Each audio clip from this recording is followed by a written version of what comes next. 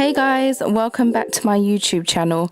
So in today's video I will be showing you how I installed these gorgeous Gogo curls from Freetress. So if you're interested in watching this tutorial, please keep watching.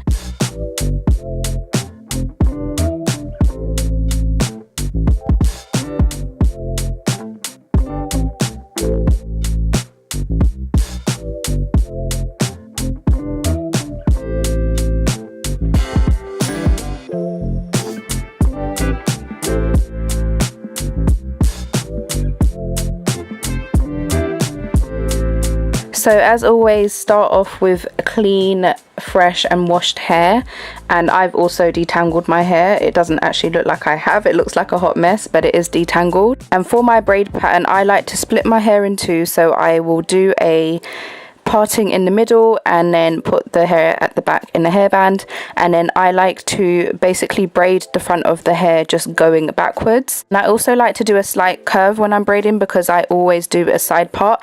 I never do a middle part in, so I'm fine to just curve it. But if you are looking to do a middle part, make sure that your braids are going back straight and they don't have a curve, otherwise you're not really going to get that perfect middle parting. And you can still do a side part, of course, even if your braids are going straight back, but that's just something to note because as you're going to see, my braids are curving, but I like it like that.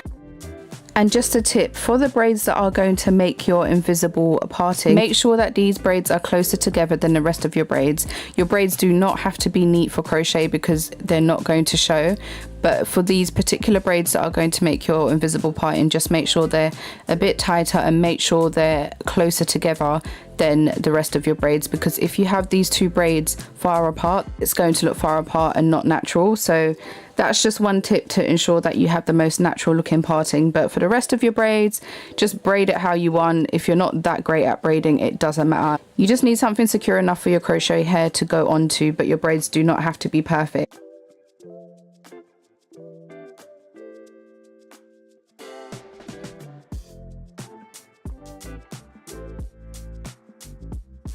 So once I've braided the front hair to the back, well not to the back but to where my line is in the middle, I will then connect all of that hair together in one big braid to one side, and then I will then go on to braid the back, and I like to do a zigzag pattern, and it is not neat, and those braids actually end up being a lot more bulkier than the braids at the front.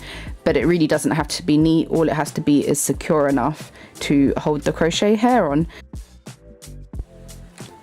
So I ended up using 5 packs of the Freetress Gogo curl. I think I'm only showing you 4 packs here, but I had to go back to the shop and get an extra pack. And I literally just mixed all of these colors together. So I have color 27, color 30 and color TT30, and I just literally just opened all the packs and mixed it throughout my hair.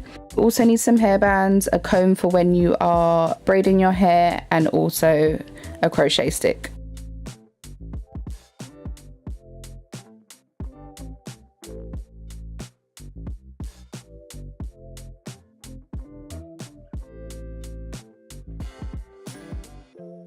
So as you can see, I've ended up with one nice neat hair at the back.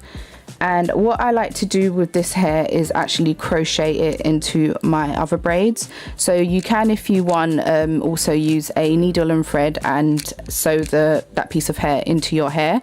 But I just feel like crocheting it into your hair is much easier. You won't need a needle and thread, so that's less tools. And I'm going to show you shortly how I actually do the crochet. The technique that I use to crochet the hair in is the same technique I use to braid this random piece of hair in as well, so just keep watching for that.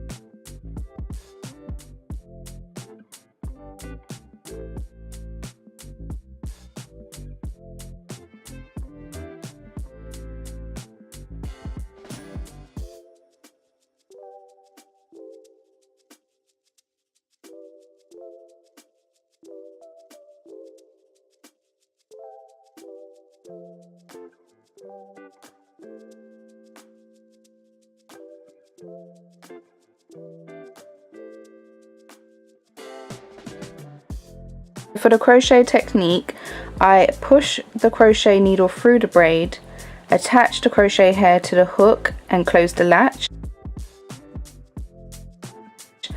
Then you need to pull the hook through your braid and then take the crochet hook off your braid. Then you will need to loop the crochet hair, creating secure knots.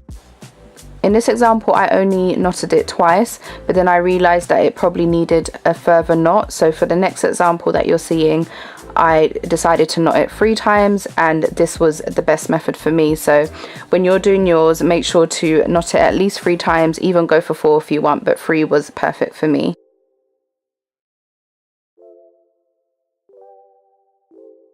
So again, what I did was push the crochet hook through the braid and attach my crochet hair onto it and close the latch. Then you pull the hook through the braid and release the crochet hook from the braid and your hair and create 3 knots in that hair. I normally like to start from the back of my head. I'm just showing you how to do the technique from the front as it's much easier, but I always start from the back because I feel like you can create the volume you want from the back and then you can decide how much hair you need at the front without going too overboard.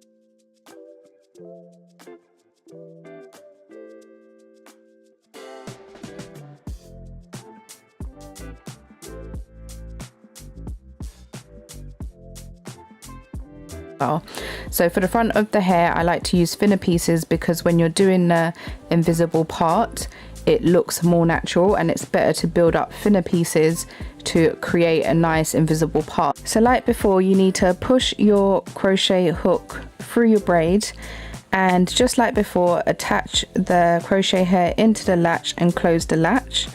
Then push the hook through your braid, but instead of grabbing all your hair to push through the loop, you only grab one part of the hair and leave the other part on the other side.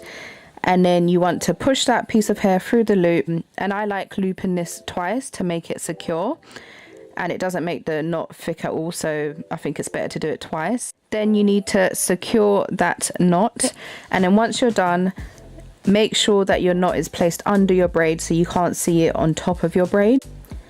And then grab the piece of hair you left out and loop it over the braid so it covers your braid. And once you continue doing this technique, you will see that the hair that you're bringing to the other side of the braid is actually covering the braid itself, but the knots are hiding underneath your braid, so you don't actually see the knots at all.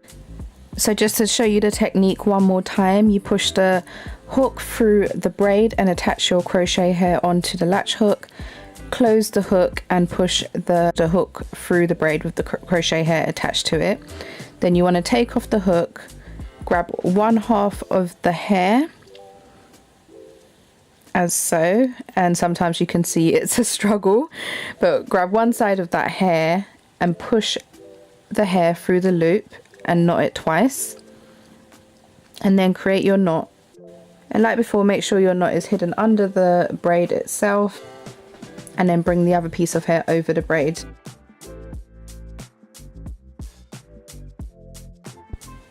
And this is the finished product. I love this hair. I love how the colors turned out. As I said before, I used 5 packs and that was more than enough for me. If you like bigger hair, of course you can use more packs, but this was perfect for me. Thanks so much for watching this tutorial, guys. I hope it was useful to you, and see you in my next video.